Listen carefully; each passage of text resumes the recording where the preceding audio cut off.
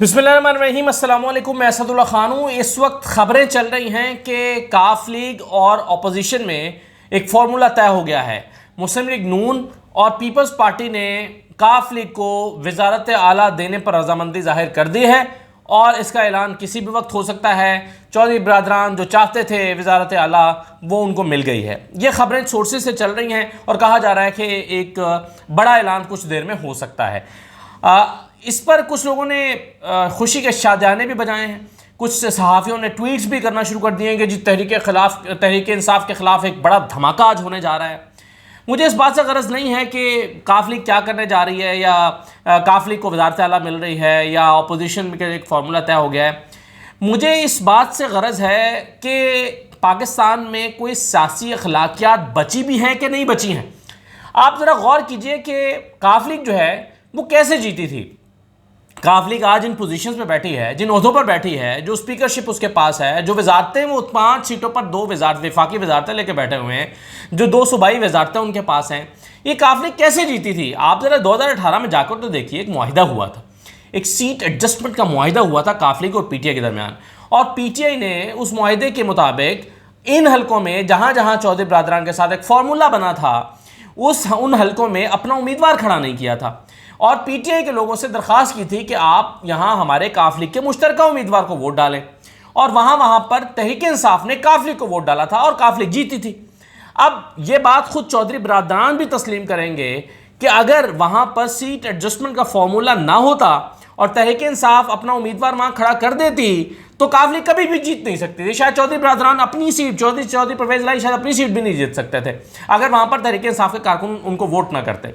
यानी ये फॉर्मूला तय हुआ कि ठीक है जी, काफ लीग अपना उम्मीदवार खड़ा करेगी, पीटीआई आपको सपोर्ट करेगी और यहाँ से आप जो है मुश्तरका उम्मीदवार देंगे।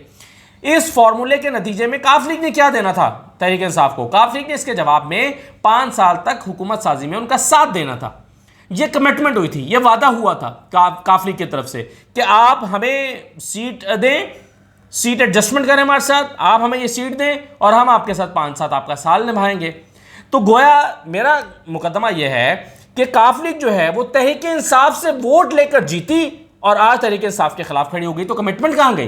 वो जो आप कहते हैं कि चौधरी बरादरान के हमारी सियासत में बड़ी वज़ादारी है, हम जो कह देते हैं उस पर चलते हैं, उस पर कायम रहते हैं। मोनी सलाई ने कुछ दिन पहले वज़ीर-ए-आज़म के साथ क्या कहा था खड़े होकर?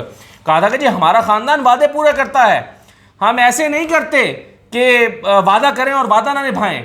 और जब चौधरी शुजात हुसैन अपनी किताब में नवाज शरीफ की अहद शिकनियों, सियासी अहद शिकनियों का जिक्र करते हैं और पूरा चैप्टर इस पर लिखते हैं, मैं वीडियो कर चुका हूँ, कि जब चौधरी शुजात हुसैन कहते हैं कि जी नवाज शरीफ ने अपने वादे पूरे नहीं किए और उनको क्रिटिसाइज कर रहे हैं, तो आज मैं सवाल करता हूं काफ लीग से कि आज वो अपना वादा क्यों पूरा नहीं कर रहे हैं? आपने तो इस वादे पर तहरीक इंसाफ के वोट ले लिए थे कि हम आपका साथ देंगे और आज अगर ये खबरें दुरुस्त हैं, अगर वो वजारत आला के लिए वादा तोड़ रहे हैं तो फिर चौधरी बरादरान जिनकी यहाँ सियासत में बड़ी वज़ादारी थी, वो वज़ादारी कहाँ गई? वो सियासी मसलहत की खातिर आपने अपने वादे जो हैं वो क्यों इफ़ा नहीं किए? और अगर आप वादा तोड़ रहे हैं और नवाज शरीफ ने भी माजी में वादा तोड़ा था तो आप में नवाज शरीफ में क्या फ़र्क रह गया? फिर आप उनके ऊपर क्यों तनकीद कर रहे हैं कि उन्होंने सियासी वादे तोड़े? आप क्यों वादे तोड़ रहे हैं?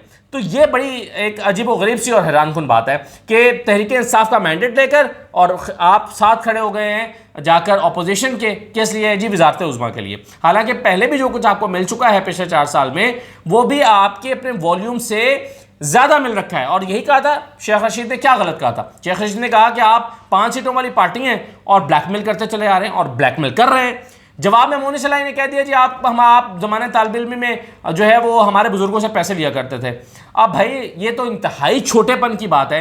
यानी मैंने अगर किसी के बुरे वक्त में उसकी मदद की हो और आज जो है वो खड़ा होकर किसी भी वजह से, कोई भी वजह हो, मैं कह दूं तुम्हारे पास वो चप्पल पहनने के लिए नहीं थी, मैं तुम्हें चप्पल दिया करता था पहनने के लिए और आज तुम बातें कर रहे हो। यानी आपने अगर किसी वक्त में उसकी माली तौर पर मदद की किसी गरीब आदमी की और सियासतदान नहीं थे उस वक्त शेख रशीद, आप उनकी मदद करते थे, तो आज आप उनको ताना दे रहे हैं कि आप तो मेरे बुजुर्गों से पैसे लिया करते थे।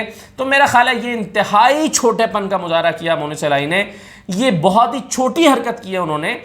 ये बताते ना कि शेख रशीद गलत कह रहे हैं, आप 5 जमातों वाली पार्टी नहीं है, आप 2 वजारतें लेकर उसके ऊपर नहीं बैठे हुए हैं, आप उसके ऊपर स्पीकरशिप लेकर नहीं बैठे हुए हैं, ये आपके पास 5 सीटें हैं। इतने बड़े बड़े ओहदे आपने लिए हुए हैं और इसके बावजूद आपका मुंह रोज़ाना टेढ़ा रहता है या नाराज़ आप रहते हैं, तो कहने का मतलब ये है कि शेख रशीद ने बात तो ठीक की थी, आप उसका जवाब नहीं दे रहे कि हम 5 सीटों वाली पार्टियों और आज आप वज़ारत आला मांग रहे हैं। जाकर हुकूमती कमेटी से कहा कि जी देखें जी, हमें अपोजिशन वज़ारत आला ऑफ़र कर रही है, तो आप भी हमें वज़ारत आला ऑफ़र कर दें। यानी आप कुछ खुदा का खौफ खाएँ कि जो कुछ आपको पहले मिला हुआ है आप उसकी खातिर अपने वादे की पासदारी नहीं कर रहे कि वज़ारत आला आपको 1 साल के लिए मिल जाए।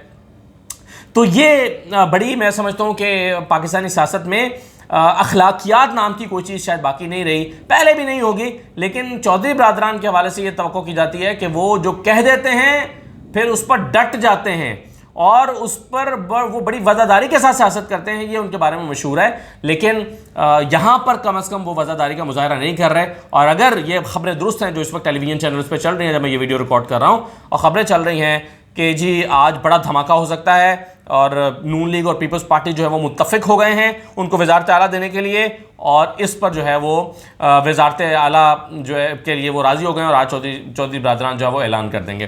तो ये इस वक्त खबरें चल रही हैं। तो मेरा ख़्याल है कि काफ लीग जो है उसने अपने सियासी रास्ते का इस्तेमाल कर लिया है। मुझे नहीं पता इसमें क्या फार्मूला तय हुआ है, क्योंकि ये आसान नहीं है। आज आपको वज़ारत आला मिल जाएगी, आपने 2018 का इलेक्शन भी 2023 का इलेक्शन भी लड़ना है, तो काफ लीग को क्या 2023 के इलेक्शन के लिए नून लीग ने वैसी ही ऑफर की है जो पीटीआई ने की है? यानी क्या नून लीग ने कहा है कि आपको हम सीट एडजस्टमेंट आपके साथ करेंगे, हम आपको अपनी सीटें दे देंगे? नून लीग कभी भी ये नहीं करेगी, अगर करेगी तो हिमाकत करेगी। मेरा ख्याल है बहुत बुरा सियासी फैसला होगा। नून लीग कभी ये नहीं चाहेगी कि वो चौधरियों को अपनी सीटें जो है वो 15-20 सीटों पर या 10-12 सीटों पर उनके साथ जो है वो सीट एडजस्टमेंट करे। मुझे इसका इम्कान नहीं लगता, और अगर ऐसा नहीं हुआ तो फिर ये बड़ा अहमकाना फैसला है, और अगर ऐसा हुआ है तो ये नून लीग की तरफ से अहमकाना फैसला है। तो फिर क्या चौधरी बरादरान ये फैसला करेंगे नहीं ठीक है अभी हम 1 साल के लिए वज़ारत आला दो, अभी तो दो ना, बाद में हम देखी जाएगी? या चौधरियों को ये लग रहा है कि अगर हम 1 साल के लिए वज़ारत आला मिल गई तो हम ऐसी एडजस्टमेंट करेंगे, अपने हल्के में ऐसा कुछ करेंगे, ऐसे बंदे लगाएंगे, ऐसी ट्रांसफर पोस्टिंग करेंगे कि उसका हमें अगली दफ़ा फ़ायदा होगा? तो मेरा ख्याल है इस तरह से फार्मूले जो है वो हल नहीं होते, बल्कि उल्टा आपके ऊपर परफॉर्मेंस का प्रेशर आएगा, और जब आप परफॉर्म नहीं कर पाएंगे तो लोग आपसे भी हिसाब किताब करेंगे।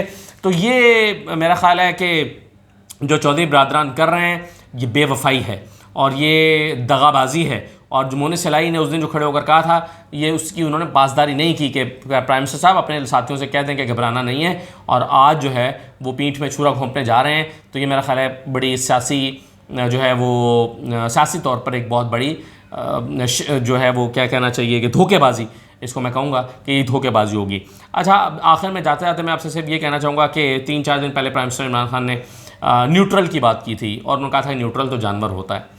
आज मैं सुबह उठा, मैंने 12 बजे का बुलेटिन एक चैनल का लगाया, तो मैंने देखा कि उस पर वही चल रहा है कि जी न्यूट्रल, इमरान खान ने न्यूट्रल की तशरीह कर दी, और न्यूट्रल, मैं समझा कि ये गलती से कोई पुराना बुलेटिन चल गया, 3 दिन पुराना।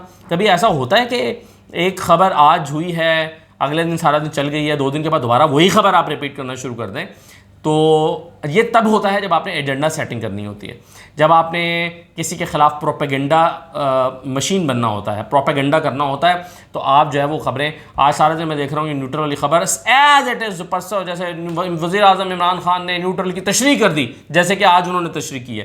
भाई वो खबर हुई, सारा दिन आपने चला लिया, अब आज फिर आप उसको पीट रहे हैं, तो इसका मतलब यह है कि आप जो है वो एजेंडे पर उतर आए हैं और आप एक एजेंडा सेटिंग कर रहे हैं। तो ये बहरहाल बड़ी एक, मैं समझता हूँ कि काबिल अफसोस बात है सहाफ़ियों के पॉइंट ऑफ व्यू से भी, सहाफ़त के पॉइंट ऑफ व्यू से भी, कि सहाफ़ियों ने भी अपनी अपनी लाइनें ले ली हैं और अपनी अपनी जो है वो अपने अपने मिशन पर गामज़न हैं।